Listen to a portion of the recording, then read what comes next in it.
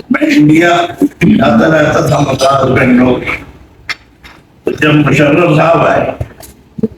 خیر میں نے مشرف کو دیکھا نہیں تھا، سارا وہ تھے ہمارے جیکب لائن کے، تو وہاں میں مدراسیوں سے باتیں کرتا ہوں، بیٹھے بڑے دیندار لوگ ہوتے ہیں، اب وہ پوچھتے ہیں یہ جو مشرف آیا ہے یہ کیسا آدمی ہے، یہ جو فلان، یہ عام سوال ہوتا ہے پوری دنیا میں۔ میں مشرف کو اس لیے لائک کرتا کہ پیپلز پارٹی اور مسلم لیگ نون کو جو اس نے ٹائٹ کیا تھا، بس یہ اس کی ایک اچھائی مجھے اچھی لگی، اسی کی وجہ سے مسئلہ آ گیا کہ انہوں نے جس طرح سے ان کو باندھ کے رکھا،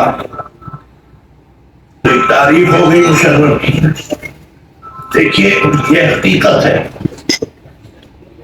فوج بھی ہماری بڑی اہم ہے، اگرچہ اب اس نے اپنی اہمیت کھو دی ہے بہت سے حوالوں سے۔ مجھ سے ایک دو حضرات اندر آئے کمرے میں، کہنے لگے کہ مولانا آپ سے گزارش ہے اللہ آپ یہاں پہ پاکستانی فوج کی کوئی تعریف نہ کریں۔ انہوں نے یہ کہا کہ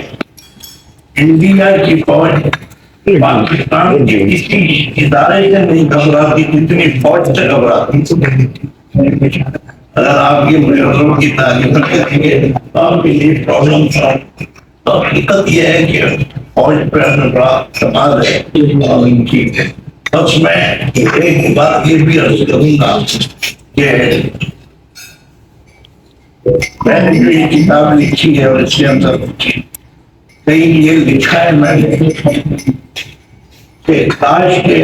قائد اعظم محمد علی جناح رحمۃ اللہ علیہ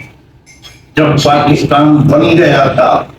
تو ایک ریزولوشن پاس کر دیتے کہ اب